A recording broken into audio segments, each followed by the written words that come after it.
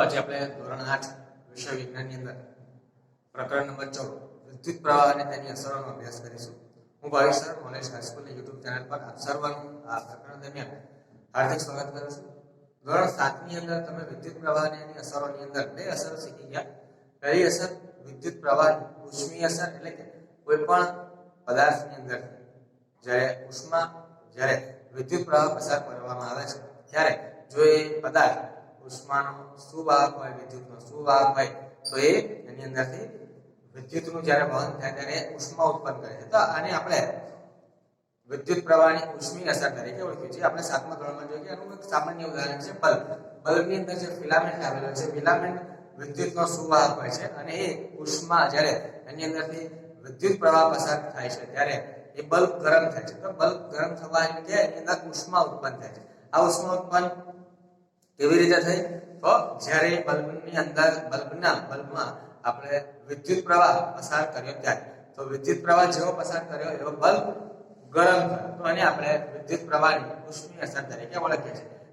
અને બલ્બનો આપણે ઉપયોગ છે તો વિદ્યુત પ્રવાહ જ્યારે બલ્બમાંથી પસાર કરવામાં આવે છે ત્યારે એ બલ્બ પ્રકાશિત થાય છે. તો બલ્બનો મુખ્ય ઉપયોગ આપણે પ્રકાશ મેળવવા માટે કરતા હોઈએ છીએ, પણ એ ઉષ્મા ઉત્પન્ન કરે છે એ વાત કંઈક અલગ છે અને ઉષ્માની આપણને ખરેખર જરૂર હોતી નથી. એટલે અત્યારે જ્યારે આપણે જે બલ્બ છે, પહેલા જે બલ્બ આવતા તેના કરતા અલગ પ્રકારના જે બલ્બનો ઉપયોગ કરે છે એ બલ્બ ઉષ્મા ઉત્પન્ન કરતા નથી. એટલે ઉષ્મા ત્યાં વ્યય થતો નથી.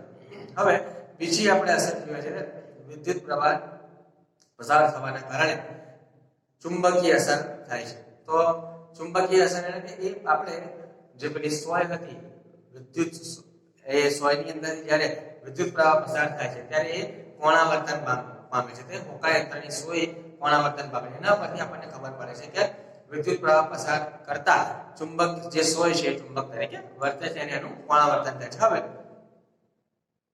વિદ્યુત જે ઘંટડી આવેલી હોય, બેલ આવેલા હોય, એ બેલ પણ આ વિદ્યુત પ્રવાહની ચુંબકીય અસરના કારણે રણકે છે. તો અહીંયા આપણે 7મા ધોરણની અંદર બે પ્રકારની જે અસરો જોઈએ. એક પહેલી અસર વિદ્યુત પ્રવાહની ઉષ્મીય અસર, બીજું વિદ્યુત પ્રવાહની ચુંબકીય અસર.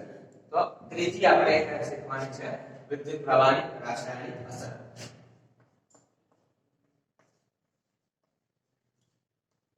વિદ્યુત પ્રવાહની અસર.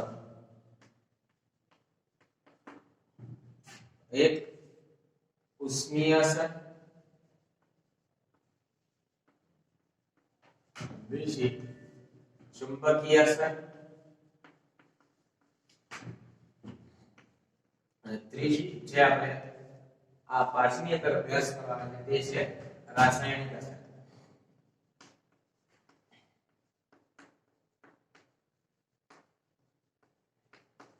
તમને સામાન્ય રીતે વારંવાર સૂચના મળતી હશે કે ભીના હશે તમારે ક્યારે વિદ્યુતના જે સાધનો છે એને અડવું નહીં. કેમ? કારણ કે જે ભીના હાથની ઉપર હાથની ઉપર જ્યારે પાણી લગાવેલું હોય, તો પાણી અડેલું હોય, તો આપણે જ્યારે વિદ્યુતના સાધનો અડે છે ત્યારે આપણને કરંટ લાગવાનો, વીજળીનો ઝટકો લાગવાનો ભય રહેલો હોય છે. તો હવે કેટલાક જે પદાર્થો હોય છે એ પોતાનામાંથી વિદ્યુત પ્રવાહ પસાર થવા દે છે. તો જે પદાર્થો પોતાનામાંથી વિદ્યુત પ્રવાહને પસાર થવા દે છે એને આપણે વિદ્યુતના સુવાહકો કહે છે. વિદ્યુતના સુવાહકો એટલે કે જેની અંદરથી વિદ્યુત પ્રવાહ પસાર થઈ શકતો હોય તે. માનવ શરીર, જેમ કે આપણામાંથી પણ વિદ્યુત પ્રવાહ પસાર થઈ શકે છે. એટલે માનવ શરીર પણ વિદ્યુતનું સારું એવું સુવાહક છે. હવે કેટલાક પદાર્થો પોતાની અંદરથી વિદ્યુત પ્રવાહને પસાર થઈ જવા દેતા નથી. તો એવા પદાર્થોને આપણે વિદ્યુતના અવાહક તરીકે ઓળખીએ છીએ. તો અહીંયા આપણે લખીશું કે વિદ્યુતના સુવાહક અને વિદ્યુતના અવાહક.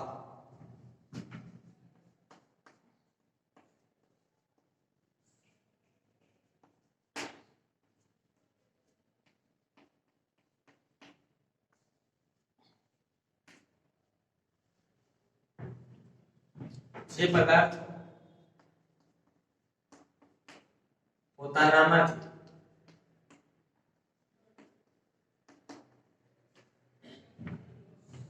વિદ્યુત પ્રવાહને પસાર થવા દે છે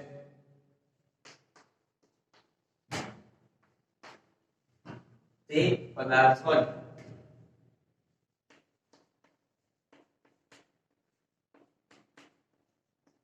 વિદ્યુતના સુવાહક કહે છે. આપણે એના ઉદાહરણ જોઈએ તો ધાતુ અને માનવ શરીર. કઈ કઈ ધાતુ? આપણે લોખંડ છે, એલ્યુમિનિયમ છે, આવા જે પ્રકારની જે ધાતુઓ છે, તાંબુ વગેરે, એ પોતાનામાંથી વિદ્યુત પ્રવાહને પસાર થવા દે છે, એટલે આપણે એને વિદ્યુતના સુવાહક તરીકે ઓળખીએ છીએ. હવે વિદ્યુતના અવાહક જોઈએ આપણે.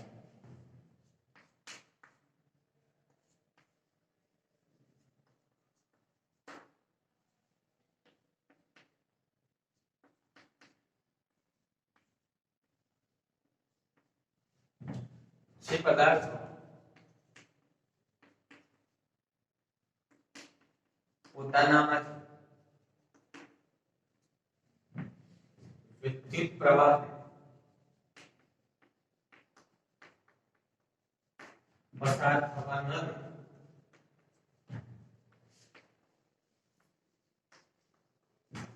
તે પદાર્થોને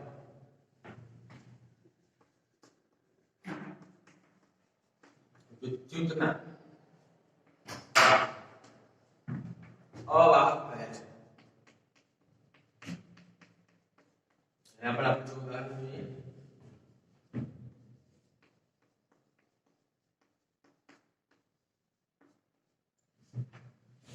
તો લાકડું,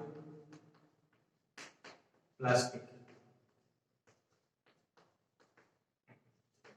જ્યારે કોઈ પણ વ્યક્તિને જ્યારે વીજ શોક લાગેલો હોય અથવા વીજના થાંભલાએ અડી ગયેલા હોય ત્યારે આને છૂટા કરવા માટે આપણે લાકડાનો ઉપયોગ કરતા હોય છે. કેમ? કારણ કે લાકડું એ વિદ્યુતનું અવાહક છે, એટલા માટે એ પોતાનામાંથી વિદ્યુતનું વહન કરતા નથી. હવે કોઈ પણ પદાર્થની અંદર પોતાનામાંથી વિદ્યુત પ્રવાહ પસાર થાય છે કે નહીં એ જાણવા માટે આપણે શાનો ઉપયોગ કરીએ છીએ? તો જે પણ કોઈ પદાર્થ હોય એ પદાર્થની અંદર રહેલું દ્રવ્ય છે એ પોતાનામાંથી વિદ્યુત પ્રવાહ પસાર કરાવી શકે છે કે નહીં, એની અંદરથી વિદ્યુત પ્રવાહ પસાર થાય છે કે નહીં એ જાણવા માટે આપણે ટેસ્ટરનો ઉપયોગ કરતા હોઈએ છીએ. તો આપણને ટેસ્ટર દ્વારા ખબર પડી શકે છે કે કોઈ પણ પદાર્થ વિદ્યુતના સુવાહક છે કે વિદ્યુતના અવાહક છે.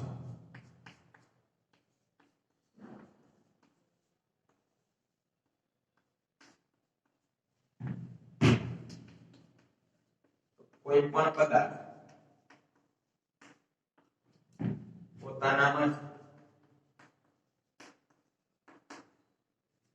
વિદ્યુત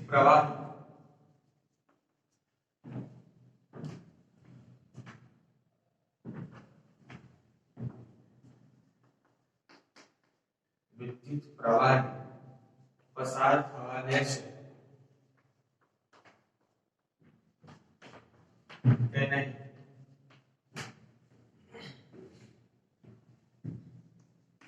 તે જાણવા માટે ટેસ્ટર વપરાય છે.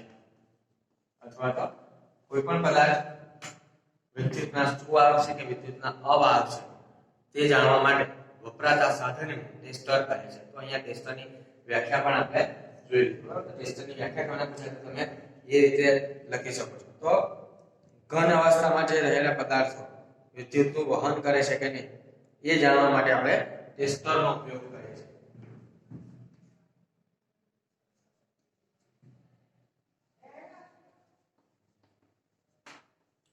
ઘન અવસ્થામાં રહેલા પદાર્થો પોતાનામાંથી વિદ્યુત પ્રવાહને પસાર થવા દે છે કે નહીં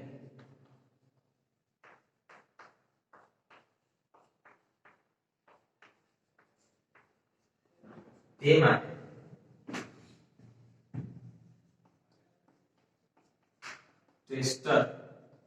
ટેસ્ટરનો ઉપયોગ થાય છે.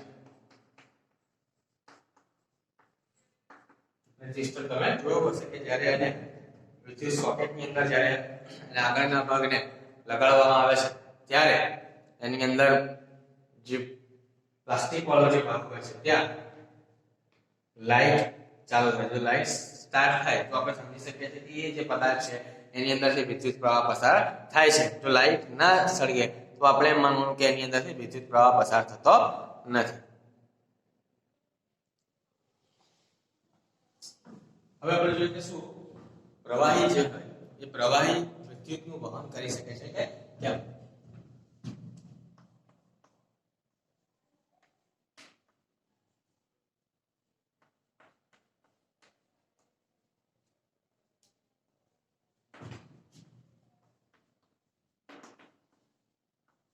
આપણે વિદ્યુત પ્રવાહની જે અસરો છે એની અંદર આપણે ઉષ્મીય અસરને જો જાણવી હોય તો આપણે વિદ્યુત પ્રવાહ જ્યારે બલ્બમાંથી પસાર કરવામાં આવે ત્યારે બલ્બની ફિલામેન્ટ ગરમ થાય છે અને એની આપણે અસર જોઈ શકીએ છીએ. જ્યારે વિદ્યુત બેલ આવેલો હોય એ વિદ્યુત બેલ જ્યારે રણકે છે એનો અવાજ ઉત્પન્ન કરે છે જ્યારે એની અંદરથી વિદ્યુત પ્રવાહ પસાર થાય છે ત્યારે એ જેની અંદર કોટડું આવેલું હોય છે તારનું કોટડું એ વિદ્યુત ચુંબક તરીકે વર્તે છે અને એના દ્વારા ચુંબક તરીકે વર્તતું હોવાથી એની આગળ આવેલી હથોડી હોય એ હથોડી એ લોખંડની ઉપર જે પ્લેટ મૂકેલી હોય છે એ પ્લેટને આકર્ષે છે અને ત્યાં વારંવાર એ અથડાયા કરે છે એમ એ અવાજ ઉત્પન્ન કરે છે. તો આ અવાજ ઉત્પન્ન થવાના કારણે આપણને ખ્યાલ આવે છે કે ત્યાં ચુંબકીય અસર કોની ચુંબકીય અસર તો વિદ્યુત પ્રવાહની ચુંબકીય અસર વર્તાય છે. હવે આપણે જોઈએ કે પ્રવાહીની અંદર વિદ્યુત વહન તો કોઈ પણ પદાર્થની અંદરથી વિદ્યુત પ્રવાહ પસાર થાય છે કે કેમ એ જાણવા માટે આપણે ટેસ્ટરનો ઉપયોગ કરીએ છીએ.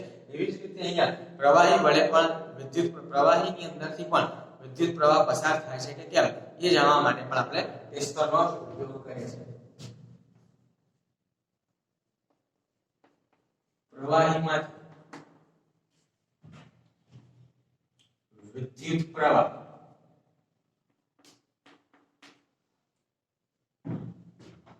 પસાર થાય છે કે કેમ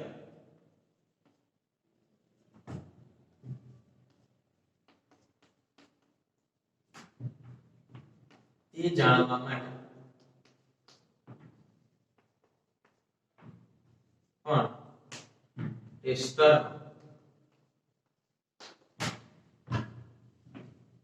ઉપયોગ થાય છે.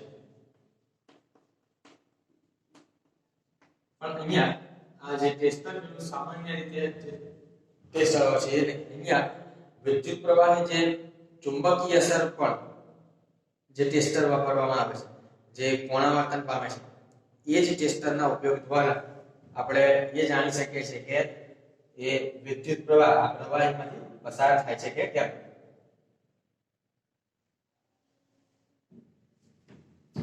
વિદ્યુત પ્રવાહની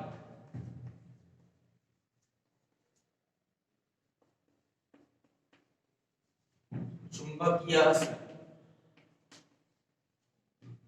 જાણવા માટે બનાવેલ ટેસ્ટરના ઉપયોગ વડે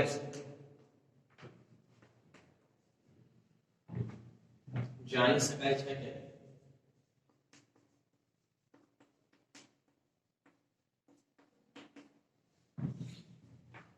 પ્રવાહીમાં વિદ્યુત પ્રવાહ પસાર થાય છે કે કેમ.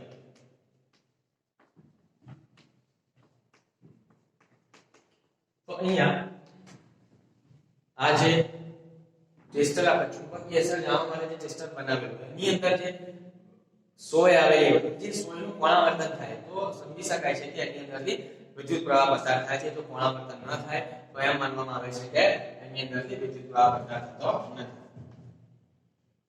સોય કોણાવર્તન થાય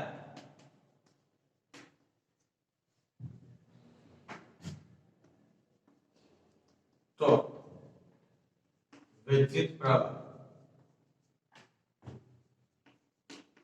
પસાર થાય છે અને કોણાવર્તન ન થાય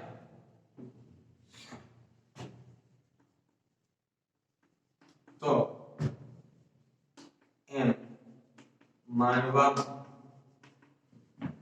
આવે છે વિદ્યુત પ્રવાહ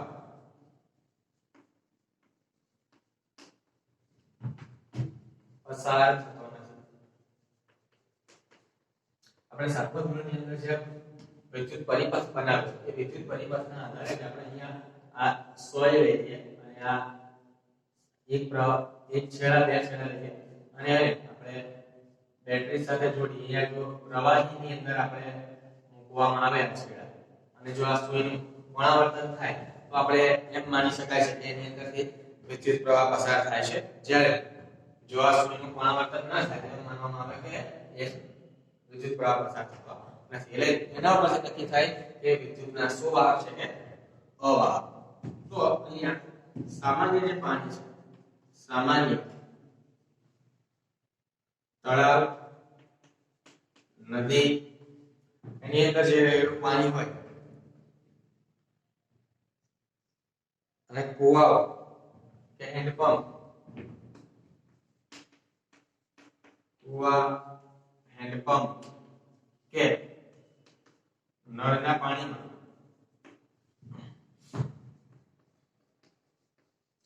કેટલીક અશુદ્ધિઓ હોય, અશુદ્ધિઓ અને ખનિજ ક્ષાર આવેલા હોય. ખનિજ ક્ષાર જે વિદ્યુત પ્રવાહ પસાર થવા દે છે, જે વિદ્યુત પ્રવાહ પસાર થવા દે છે.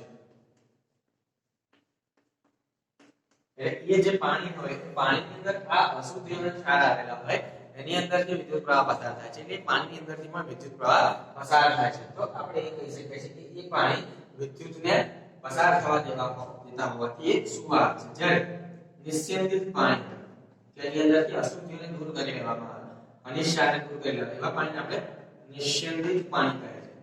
નિસ્યંદિત પાણી વિદ્યુત પ્રવાહને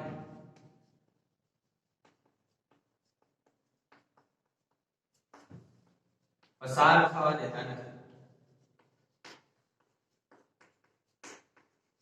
તો જે સામાન્ય પાણી છે એને આપણે વિદ્યુતના સુવાહક કહીએ છીએ. જ્યારે આ નિસ્યંદિત પાણી એ વિદ્યુતનું વહન એની અંદરથી એ પાણીની અંદર ક્ષાર હોતા નથી એટલે એ વિદ્યુતનું કેવું હોય છે, મંદ વાહક તરીકે આપણે ઓળખીએ છીએ. જ્યારે નળ, હેન્ડપંપ, કુવાઓ અને તળાવ વગેરે નદી વગેરેના પાણીની અંદર અશુદ્ધિઓ અને ક્ષાર આવેલી હોવાથી એ વિદ્યુતના સુવાહક બને છે. જ્યારે નિસ્યંદિત પાણી એને આપણે વિદ્યુતનું મંદ વાહક તરીકે ઓળખીએ છીએ. હવે વિદ્યુતનું વહન કરવા માટે મોટાભાગના જે પ્રવાહી હોય છે એ એસિડ કાં તો બેઝ કે પછી ક્ષારના દ્રાવણ હોય છે. તો વિદ્યુત પ્રવાહને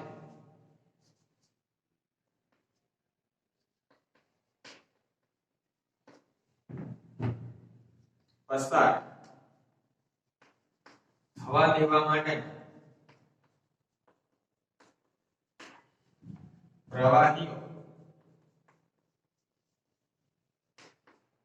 એ એસિડ, બેઝ કે ક્ષારના દ્રાવણ હોય છે.